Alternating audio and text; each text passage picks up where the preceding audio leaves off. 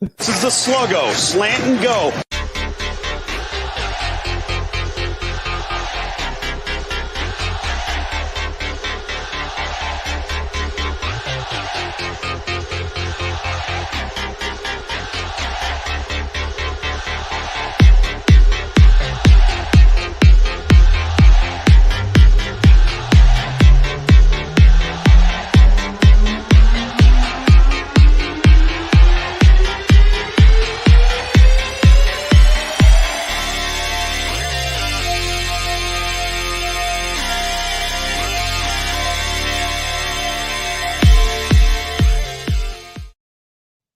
Casey the Beef Cregan. It's Wednesday. I'm talking to you. I had to tell my wife that. She said, "Where are you going?" I said, "It's Wednesday. It's my weekly date with Casey to talk college football."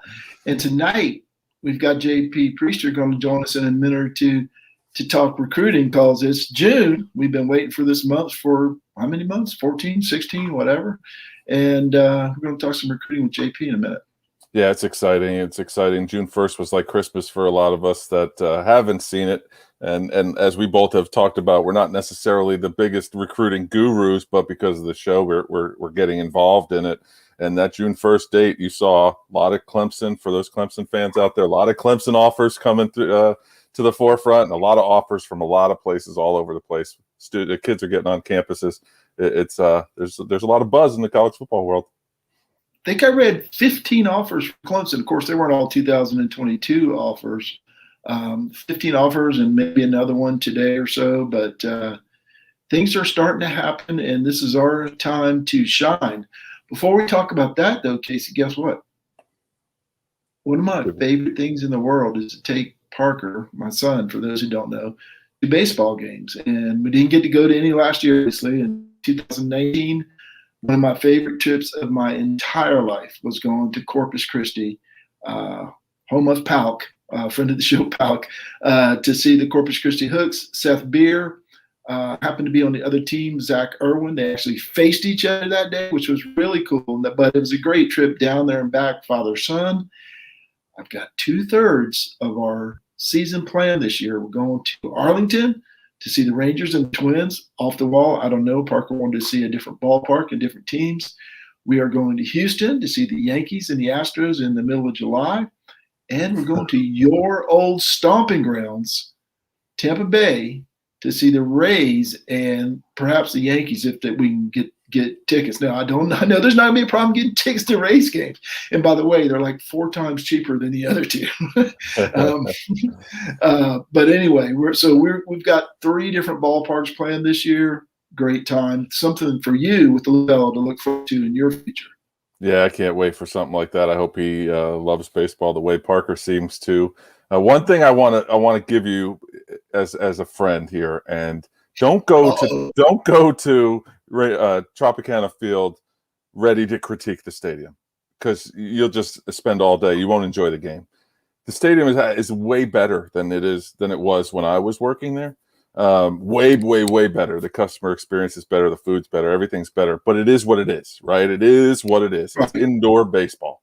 I know you, being a Texas guy, probably been to the Astrodome a few times, so you have experienced indoor baseball. It's a different world. It's not all that exciting, but I think while you're down in that area, you're going to understand why it's indoor baseball. That rain's going to come about 4:30. You said we weren't going to talk weather tonight. Here I am. That rain's going to come every day that you're there. At about we fit it in. We fit the weather in no matter what.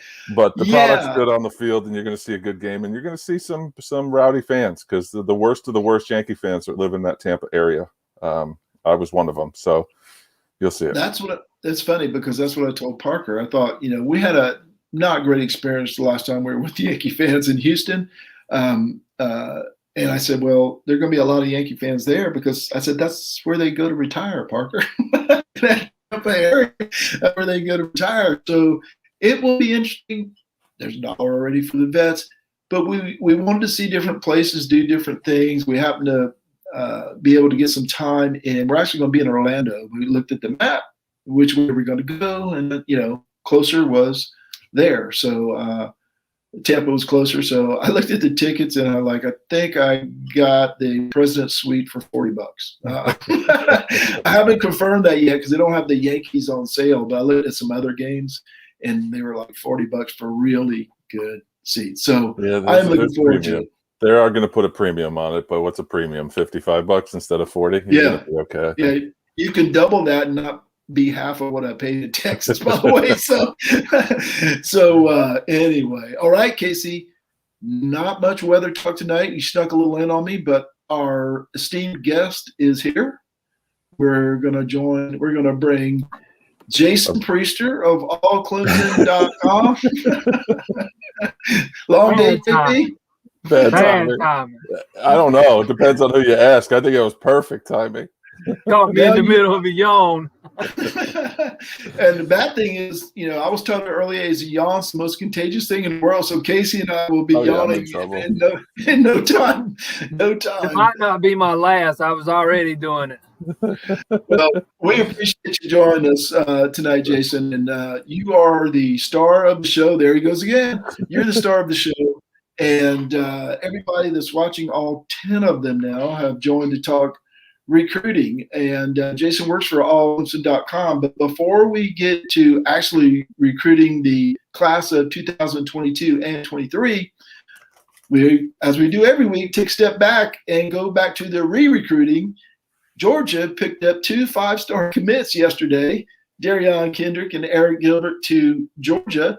First of all, let's get your take on that, JP. And does that change your thoughts about the Clemson-Georgia game on September 4th? Not really. I still think it's a matchup of 2 pretty evenly matched teams. I mean, I think it definitely, without question, makes Georgia better. I mean, people don't like to hear it because, they think Kendrick spent most of his time getting burnt in that secondary last year. But that guy's got first-round talent, man. And if his head's on straight and he's dialed into what he's doing, he is going to make a very positive impact on that secondary for Georgia. And not only that, he knows the ins and outs about these Clemson receivers. He knows what makes them tick. He knows what frustrates them. And that can be a valuable asset to have in the locker room. But at the same time, those Clemson receivers also know, his weaknesses too. Yeah, I think that's huge, right? I think that it goes both ways, no question about it. And I know Marty's going to talk about it, but he doesn't really even concern me necessarily. And yes, he's going to be good and he's probably going to make an impact. But the Eric Gilbert signing for what he did in a short span, a short sample size last year at LSU kind of worries me because of, as a Clemson fan, because of what tight ends have been known to do against Brent Venables. I didn't even want to talk about him, man. That just makes me nauseated. Just thinking about what he could do against the back end of that Clemson defense. We've seen it from tight ends over and over and over throughout the years. Although I thought, in the first half especially in the first half of the season last year, I thought Clemson played well against some pretty good tight ends. The guy from Miami and it kind of slacked off towards the back end of the schedule. But I thought they did some good things against tight ends early on in the season. Hopefully we see more of that this year, and he doesn't, burn them up for 8, 9, 10 catches for 100 yards in that opener, man. All right, John Chancey chimes in with the first relevant question: Is Georgia going to get the motivated DK or the 2020 DK? And I think that's to be determined. From my point of view, it could make a difference, but we don't know what they're getting, and I don't know that they know what they're getting. So we shall see on September 4th. I think that's the question. To me, if he wasn't coming back with a goal in mind, improving that draft stock, he could have easily just entered the supplemental draft and went on and been NFL bound. On the surface, you got to think they're going to get the dialed in, motivated Kendrick, but that don't mean he will be come August. I mean, he was in and out of the doghouse the entire season last year, and it wasn't just one thing; it was one thing after the other. So, I mean, that's just the $1 million question at this point. Yeah, go ahead, Marty. I was just saying, we know Georgia will take a chance, and I think that's what they're doing here. Sorry, Case. No, I was just going to say, I think I said it before, probably with Jason on the line here, was that the little known fact, inside information, was that he was actually suspended for the Florida State game that didn't happen as well. So thankfully they didn't have to put that out in the news, and JP didn't have to write an article on it. But that was something that was out there. I feel like I'm comfortable enough now that he's at Georgia to kind of bring that one out. He was suspended for more than one. They can call it what they want to call it, but I mean, there's a reason why he wasn't on the field last year for those games. I mean, and I think there was at least one that he even missed the beginning of the game due to some disciplinary issues. He might not have missed the whole game, but he was suspended more than once last year. There ain't no doubt about that. All right, so there's the DK and Eric Gilbert, 2 5-stars to Georgia in one day, which would have been big news if they were actually being recruited. Is big enough news through the transfer portal. All right, I always have to give this disclaimer, JP. I'm not trying to butcher these names. Sometimes it happens. I'm an old dude, and sometimes these things slip past me. So feel free to correct me when I make a misstep. But the first one's kind of easy. Brennan Thompson, the wide receiver, number 86 overall from a town up in the Texas Panhandle. This is somebody that Clemson quarterback commit Cade Klubnik has wanted, has recruited a little bit on Twitter. Initially, I thought he was headed towards Oklahoma in the Texas Panhandle. Oklahoma gets a lot of guys from that area, and it's obviously close to Oklahoma. He fits their mold, right? A smaller receiver, quick, short area, quickness, and all those things they say. I saw some news yesterday that Texas may be trending for Mr. Thompson. So how's Clemson doing in this battle for a wide receiver out of Texas that both Texas and Oklahoma are courting? Yeah, Clemson definitely, they've already got one receiver, the big outside guy with Adam Randall, but they definitely want to add a slot guy in this class, and Brennan Thompson is who they want. He's the guy at the top of the board. I think Clemson's in decent shape here, despite the fact it doesn't look like he's going to get on campus this summer. What you need to keep an eye on is, will he get on campus for an official visit in the fall? If he comes for an official visit in the fall, all bets are off. But right now, I would definitely say he's starting to trend a little towards Texas. Steve Sarkisian is, kind of selling that new era and hope for the new era and all that newness and everything with the Longhorns. But I think this might be a 3-team race right now: Texas, Oklahoma, and Clemson. But I think Clemson's definitely in it, without question. I wouldn't call them the favorite at this point, but I would definitely say they are in it without question. I was watching a little film before we came on the air too, and I think Marty heard me go, "Ooh, oh yeah, no, absolutely." I'm not deep into film, but if there's he's one that I want, because he does a little bit of everything. He plays a little quarterback too for his high school team. He's got that little shake and shimmy, man. I was excited watching him on film. He's the real deal, and he's fast too. And I'm like you. I watch film, but I'm not a big breakdown of film guy. I'm not a big X's and O's guys when it comes to breaking down quarterback play and running, whatever position we're talking about. I think I'm going up and watching some of these kids work out at camp this weekend, and I'm not even sure what I'll be looking for, man. You know what you'd be looking for? You'd be looking for somebody with 10.37 speed and 100, like our next recruit, Jaron Kanak. And I'm not sure how you say the name. I believe you talked to this young man, haven't you, Jason? Yes, I have talked to him. Okay. Yeah, I say it, Jaron Kanak. I'm not sure about that either. Okay. I probably should have asked you that while we were on the phone. Huh? 3-star athlete. Obviously, as I said, 10.37 speed in the 100. He's flying up the recruiting rankings for Charles and Wilby. He's getting offers every day. He visited Clemson yesterday, I believe, and gained an offer along with a 4-star linebacker of Orlando, Florida, Demario Tolan. Talk about these two guys and what you know about each of them, JP. I know Venables really likes the Kanak kid. Like you said, they offered him yesterday. He worked out some at linebacker and some at safety. And this guy, we're talking about burners. This guy is a burner. He might be the fastest guy in the entire class. I think you just talked about his 10-point whatever it was time he ran a couple of weeks ago. He's a burner, but Venables likes him and he likes Clemson. I think Clemson's in very good shape with him. It wouldn't surprise me if he isn't the next guy to commit, but I'm not saying he will. It just wouldn't surprise me. I know he's got officials to Alabama and Michigan he still wants to take, but it wouldn't shock me at all if he didn't scratch those and commit to Clemson. But not saying that's going to happen, just saying it wouldn't surprise me. It probably won't. It just wouldn't shock me if it did. But the other guy you mentioned, golly, what was his name? Tolan. He's the one that just got the offer. He just got the offer. That's the one that just got the offer today, right? Yes, DeMario Tolan. I got to tell you, I'm not real familiar with him yet. Is he a 2023 guy or 22? He's 22, right? Yeah, that's what I thought. I thought he was the only 22 that went out. I got to tell you, I'm not real familiar with him yet.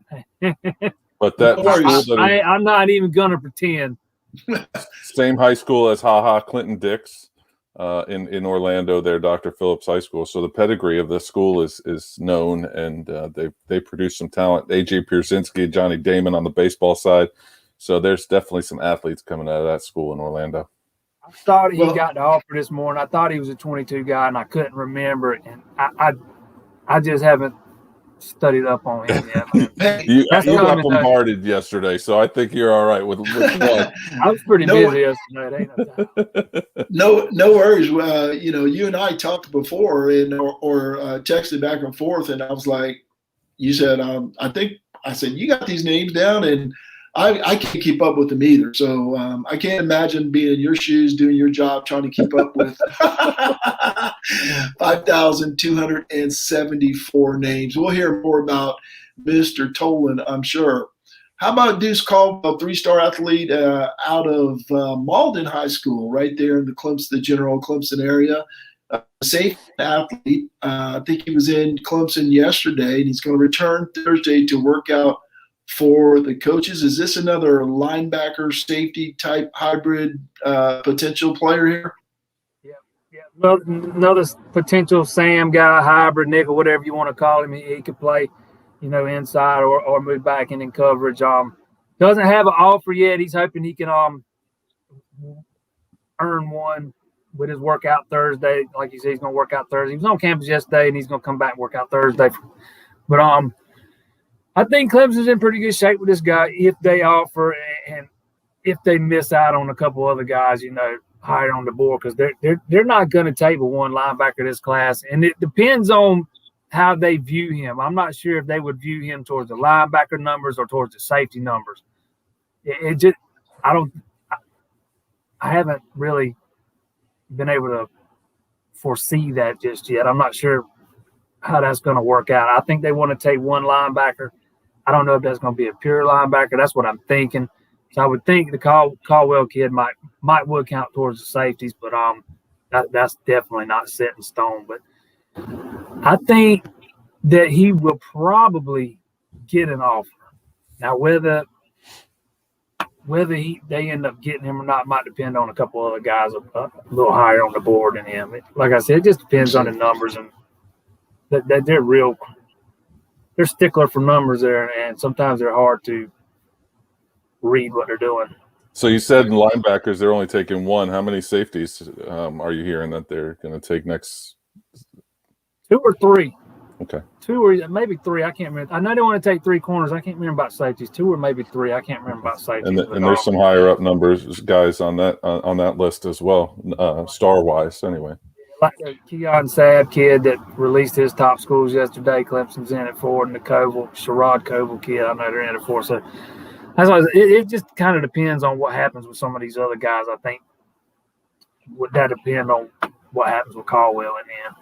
You like to keep some of those hometown boys home though too, so that'd be a nice get for him. He'd probably. That's why I think we'll end up seeing Antonio Williams get an offer too, the wide receiver from. I think Columbia. Dutch Irmo. Is it Dutch Fork? Is it an Irmo, right? I think so. I just know he goes to that high school. I think he's going to end up getting one too. I know some people. I got texts yesterday or the day before when he put out his top 10 and Clemson wasn't in, and I'm like, just calm down, man. It'll be all right. They haven't even offered him. If they offer him, That was my take. They offer him, things will change as far as that top schools goes. He wants that offer. I can tell you that he'll be on campus this week too, but he's nursing I think a hamstring injury or something. He's not going to be able to work out, but I think he'll end up getting an offer too. It's just funny. Clemson fans, how spoiled are you expecting a guy to put you in their top 6 and you haven't even offered him yet? Yeah, that's Clemson recruiting problems there. There's a reason the first part of that tweet said recruitment still open. Yeah. That's how I take right. it. Jason Priester, our guest, allclemson.com. John Chansey says, my new recruiting crush is Hero Canoe. I mean, if for nothing else, the name. But he's curious about your thoughts on Mr. Canoe. He's not been, from what I understand, from what I've heard, he's been impressive up there today. There's been some eyes on him, and he's been very impressive. They've already offered him. I think they really like what he brings to the table, and I think they're definitely in it. I wouldn't necessarily call him the favorite, but I'm not even sure who I would call the favorite for him right now. But I definitely think if Clemson really recruits him hard, they would definitely be in it at the end. And I think there's definitely a lot of mutual interest there for sure. But he has been very impressive working out today, from my understanding. Another California kid, I had to look him up because that's how in recruiting I am. Another 4-star California kid, defensive lineman, has all the big time offers that you would expect. He's one of those kids that hasn't even been playing football very long, if I'm not mistaken. I'd have to go back and look, but I think he's only been playing a couple of years, or either he took a couple of years off or something. I can't recall for sure. Venables loves those raw guys too. Oh yeah. And a guy named Hero. I'm assuming that's how it's pronounced. I mean, you got to have a guy named Hero on your defense. All right. And Houston Burnett, friend of the show, is asking about someone I've never heard of. Mudia Rubin. Is that someone you're familiar with, JP? I think that might be. Wide receiver from Missouri, Kansas City.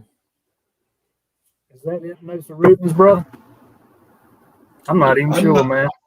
I'm not sure, but this is the Stump JP hour. I think they're coming up with it. We've got about 42 people on our list to talk about, and they're coming up with guys we don't have on our list. But that's okay. We'll continue on because I know you know the next one, JP. Cyrus Moss, number 53 overall player. He's an edge rusher. He's a 4-star out of Las Vegas. Now, I looked at his recruitment. There's he's obviously from Vegas out west.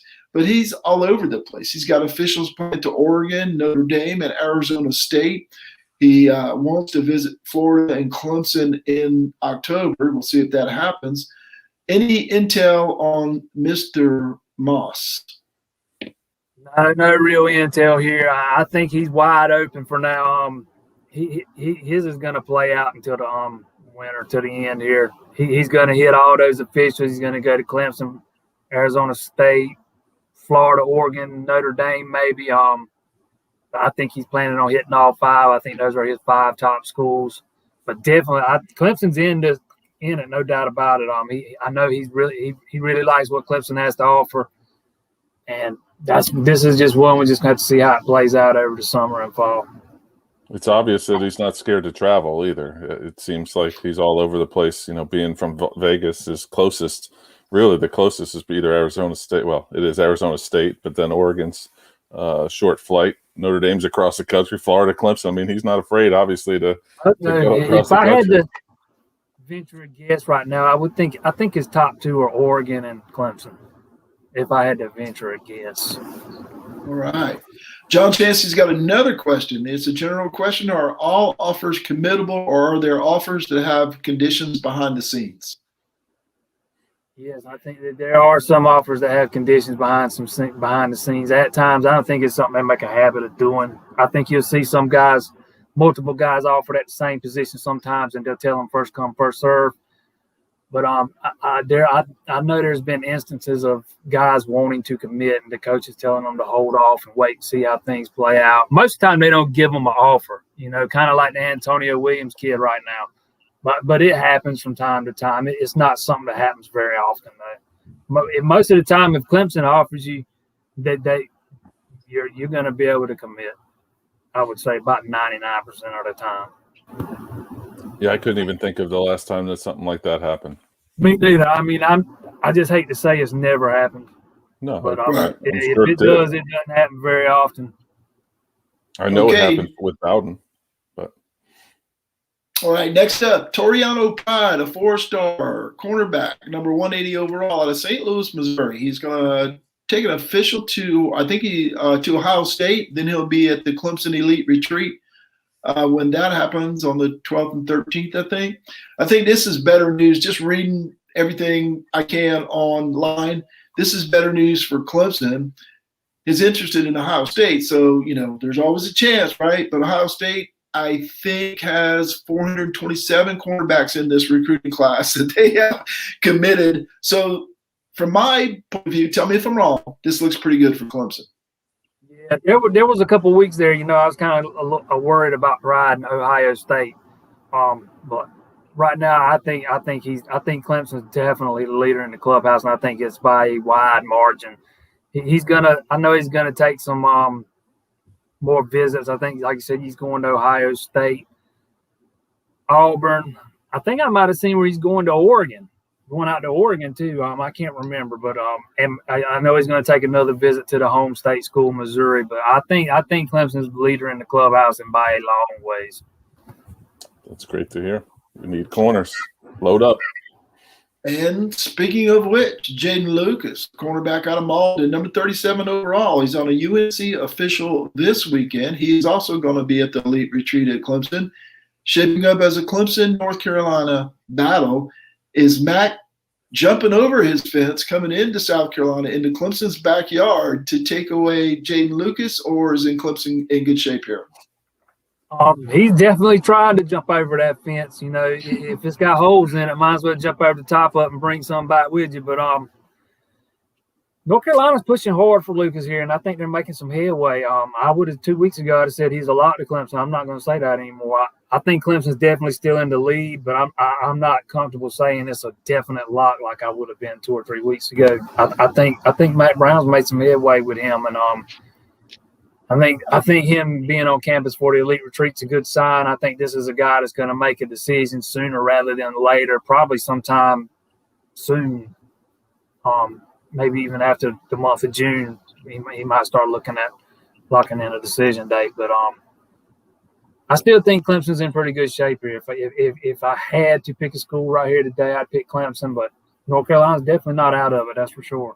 This is another one too, a local kid that I watched a little bit of film on, and there was another one like the Brandon Armstrong, Brandon Thompson. Excuse me, Brandon Armstrong. That's somebody completely different. That I was licking my chops saying we need this type of kid at Clemson as a Clemson fan.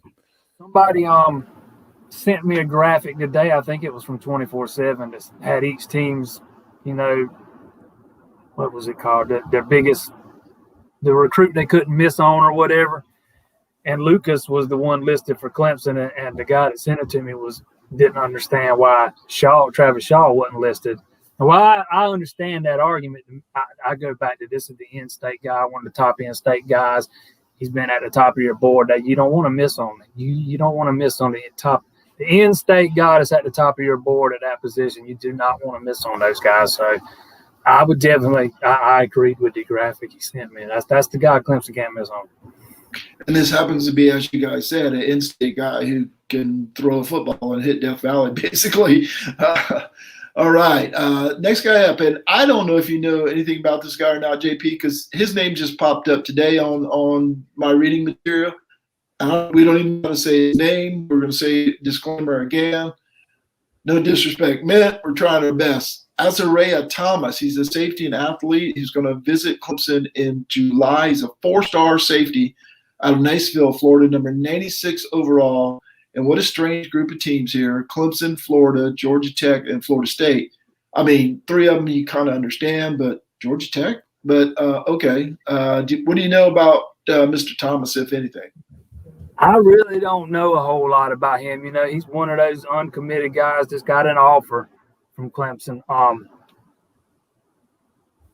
I it's hard to say with him. I haven't really heard anything about him, to be quite honest. So I don't even want to venture a guess because like you said it just popped up on yours today. Yeah. I mean, I've heard his name, but I haven't really heard any information about him. So I mean, fair enough. Once again, Niceville, Florida. It's in the panhandle of Florida, and they have a lot of talent coming out of that school as well. Just a smaller school, but they are loaded all the time. So it's usually a 100 Florida guy, if I'm not mistaken. Yes. So Usually a Florida State. Definitely a talent guy. Yeah, he's got some talent. I don't know exactly where things stand with him. Though. No worries. Next up, Oscar Delp, tight end. We've seen that name a lot. Number 80 overall. He's going to be on Clemson tomorrow, June 3rd. Then he takes officials, 4 of them, UGA, Florida, Michigan, and South Carolina. Again, a little bit of a different group, but I guess I need to get over that because every recruit on here I say, oh, it's a little different. I'm wondering if the Eric Gilbert commitment to Georgia changes Delp's recruiting at all. I've seen some people online say yes, it does, maybe, and no, it won't. So I've seen it all over the board. What's your take, JP? I'm going to say maybe for right now. I'm not going to go one way or the other. I'm not real sure yet. I would still call him a Georgia lean. It's going to be. I would still say it's going to be hard to get him out of Georgia. It's going to be. I mean, I think he's got. I don't think he's got all 5 of his officials set yet. 4. He's got 4. If Clemson can get the 5th one in the fall, that'll be very telling. If Clemson can get that 5th official visit in the fall, it'll be very telling. But if they don't, that'll also be very telling.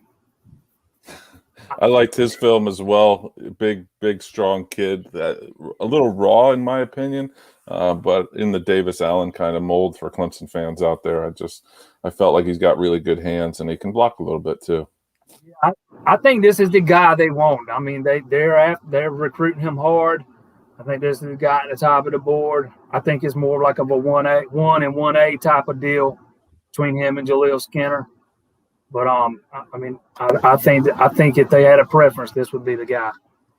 All right, we'll have Jaleel Skinner coming up in just a minute. But before Jaleel, we want to talk about a running back, a 4-star running back, number 57 overall, and number 5 running back, Bryson Robinson.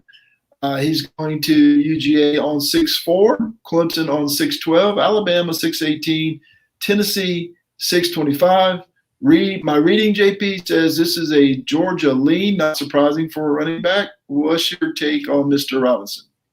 Yeah, I feel the same way you do. I think it's going to be hard to pull him out of Georgia. I think it's good that they're getting him on campus in June, though. I mean, it's June now, so this month. I think that's big for Clemson here.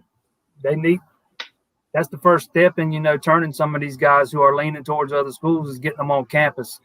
They can, even if not official visit, but they can still roll out the red carpet for him and show him what Clemson's all about. Depending on how that visit goes, probably goes a long ways towards deciding on how realistic of a chance they have of pulling him out of Georgia, which I think is going to be very difficult to do. That's what Clemson fans have been saying all year long, right? Get them on campus. Wait till this dead period is over, and then we'll see the floodgates open. So get them on campus. All of them, that's right. That's true. Very true. Don't we know? Okay, we mentioned him a couple of minutes ago, but Jaleel Skinner, another semi-local guy, tight end out of Greer, 4-star, number 94 overall. Now I've looked at his crystal balls, and he's the only one I've seen that I can remember that has 3 different schools. Usually it's either 1 or 2. I don't remember ever seeing a guy with 3 different schools under his crystal ball projection. So what's your feeling? You just talked about, you compared him a little bit to Delp and 1 and 1A between the tight ends that they're after. What's your take on Jaleel Skinner out of Greer? Probably get a bad feeling on him too. I know Florida State's pushing hard. He's been up there this week. I think he's been up there a couple of days. Might be up there most of this week. I can't remember the exact days, but yeah, I'm starting to get a bad feeling on him. I think this morning Steve Wilfong put in a crystal ball for Florida State, and Wilfong don't miss on many. he usually don't put one of those in unless he knows something, man. That just took my bad feeling to a whole nother level when I saw that. Well, is it a bad feeling because they may miss on both the tight ends that they really want? Yeah. I could definitely see it playing out that way, and I don't even know who the next guy in line is. I mean, they haven't offered. The only other guy they offered's already committed to LSU. They offered the top 3 tight ends. I can't remember the other guy's name. He was the number 1 tight end in the country. How about a 6'6" sophomore, 2023 out of California that may want to play tight end with his brother? Hey, there's enough on campus that maybe they'll just worry about it. You know, we got one so good coming in 23. We'll just wait on him. That's a big old boy, isn't it, man? They might want him grow rushing the big. passer, though, man. You might want him to come in and rush the passer, man. Can he play both ways? I mean, could he be one of those? I know one thing. He is surely impressive, and you know he hadn't even played his junior year of high school yet, man. It's impressive watching him on film. Man, it's impressive. Something to look forward to. According to Big Dave, they're going to be in Clemson this weekend. All right, JP, we're talking with Jason Priester of allclemson.com. JP, let's turn it over to the 2023 guys. We're not going to keep you much longer because you're going to make us fall asleep if you keep yawning. But Arch Manning is the 2023, everybody's number 1 quarterback, everybody's big get for 2023. I've seen some positive information on him in Clemson, like a cultural fit, that maybe he doesn't necessarily fit at Alabama or some of the other schools. But early takes on Arch Manning in Clemson, what's your thoughts? I think he is a great cultural fit. I don't think that means they get him, but I mean, yeah, I think he and his family really like what Clemson has to offer. One thing they might not have to offer that he is going to need, though, early playing time. If he comes to Clemson, he's looking at potentially sitting 2 years behind Cade Klubnik. And I don't know that he's going to be willing to do that. And if he comes and beats Klubnik out, then Klubnik's going to vote. So then you're looking at quarterback problems either way. But I think it's way too early to say exactly how realistic of a shot Clemson's got in this thing. I think they're in it as just as much as anybody right now. I think Clemson's in it, Alabama's in it. I think Ole Miss is even in it. He's going to take a ton of visits this month. A ton of visits. I saw. That's going to be a tired kid come the 1st of July. All the traveling he does this month. But I don't know. It's just so early for him right now. I don't even think he knows. It's hard for anybody else to know, to be quite honest. I saw a recruiting person talk to him, and he said he would absolutely give credence to a Virginia, SMU. So, I mean, he is definitely early in the process himself, too. And, I think a lot of people are going basically just on his name. It's just Manning. Like, his film is pretty impressive, no doubt, but it gets ratcheted up a notch because of his lineage. And he's the son of the one that didn't make it. So we'll see what happens. I'm cautiously optimistic on him. I have seen many, well, I ain't gonna say many, but several analysts say he's already ahead of where Peyton and Eli was at this stage in their careers. And I'm just thinking to myself, man, you got to pump the brakes. We just way too early for that. That's a stretch for me. I don't even remember. I don't even know how good Peyton or Eli was as a sophomore in high school. Most people probably don't remember that either. But the kid's good. Make no mistake, he's good, and he's definitely more mobile than both of those guys. He resembles more of his grandfather in that regard. Archie, he can run better, but is he going to be better than those two guys? Man, I'm not saying that. That's some high praise for a rising junior. No doubt. JP, is there anybody else in the 2023 class that you want to mention tonight? 23. Yeah. Hey, dang, are we already there? I'll take that. 22 too. No, not really. Really the only 23 guy that I even know a whole lot about at this point outside of Manning off the top of my head is AJ Terrell's little brother. I just think it's so far out for those guys, but and it's just opening back up. It's just way too early to know with most of those guys. I appreciate that. That's why we focus most of the time on 22. But I did throw Arch out there because everybody wants to know about Arch. I'll be quite honest. I have focused 95% of my attention on 2022 guys here the last couple of weeks. I haven't been writing anything about 2023 guys. I think I wrote up something about the offers they handed out yesterday, but that was it. My brain ain't so big, man. I can only handle one class at a time. Now, is that something different that Clemson offered 2023 is a little earlier than Dabo usually does? It seemed like there was more than usual at this time of year for the rising juniors. Yeah, you don't usually see that many go out on the first day of June. Not if I'm remembering correctly. Anyways, I'll be quite honest. I used to be a recruiting nut, followed it religiously, and then I kind of got to where I didn't follow it as closely, and I haven't followed it as closely for a few years now. Up until now, I've had to get back in it in the last year, but and there's not really been a lot to follow over the last year, and. Right. I just think that, in my opinion, I think a lot of them handing out offers to guys yesterday, they were giving them out to guys they know are coming to campus this June and the guys that they know they're going to offer anyways. I don't know, just to get a head start on it. Like you said, it's unusual to see them offer that many on the same day, though. They usually wait till the summer before their junior seasons. I can't remember if they usually give them out in June or not, but if it's a little early, it's not by much. I just didn't know if it was probably because of the dead period for as long as it was. Maybe they feel like maybe they're a little behind some of these other guys. That's what I think all those guys they offered yesterday, I think, if I'm not mistaken, pretty much all of them are going to be on campus at some point in June. And I think they just want to go ahead and get the offers out of the way.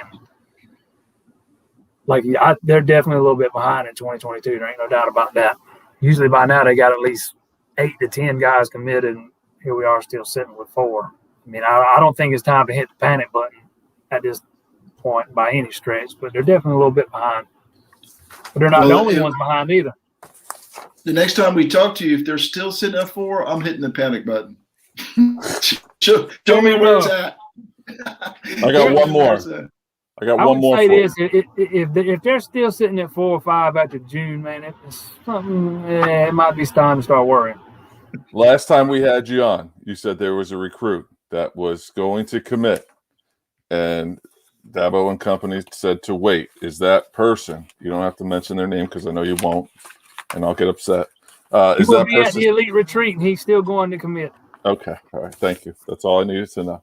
Woo, pretty good. There's your skip from JP Priester. Hey, JP, we appreciate you spending about 40 minutes with us. We know you're a hard worker. We already knew that, and we actually saw it tonight. So get some rest, buddy, and we'll talk to you soon. More traveling this weekend. I got to rest up tonight and tomorrow. Safe travels. All right, buddy. Thank you, JP. Thank you. Yeah, man. Appreciate y'all having me on. Of course. Anytime. All right, Casey, JP dropping a little bomb there for the people who hung around to the end of that. So next weekend, right? That's the Elite Retreat on the 12th and 13th, I believe it is. And Clemson should have at least number 5. And if not, so if someone didn't commit before then. But I don't know. I'm starting to get a little worried as a Clemson fan. Not worried, but just kind of anxious, maybe is a better word. Not really worried, because these guys are going to start dropping soon, if not June, July, and August. Yeah, and I think as Clemson fans, as we both are, even though we're still talking about other schools, no doubt about it. And JP covers Clemson, and so I think as a Clemson fan, you always want to see those leans. I think a lot more names. Both of us, you could kind of almost see us leaning into the camera, going, "Give us some good information, JP, on this one." And he's like, "Yeah, I'm not really. Clemson's in good position, but I'm not really ready to say." And you're like, "Oh, okay, all right, maybe this next one. Not really. Okay, all right, maybe this next one."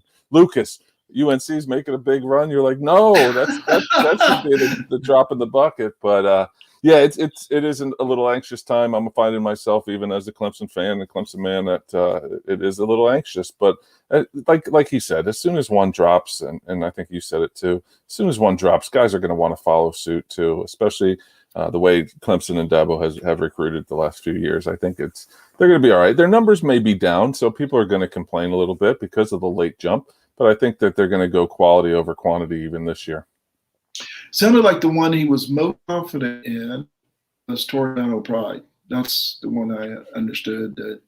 At least let me look right quick back through these names. Yeah, Connect too. Connect and Pride were the two that he sounded most confident in as far as Clemson goes. But that's the way it goes, and it can change quickly unless you're Alabama or apparently Ohio State. So.